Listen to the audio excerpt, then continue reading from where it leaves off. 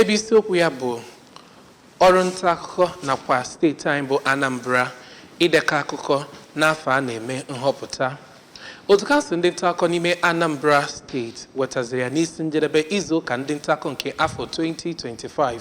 n'isi njedebe ma bụ nke ha mere na International Convention Center dị n'Awka ebe afọnyesiri ndị mmadụ nke gụnyere Man of the Year Award Tochukwu ochie na ebe ahụ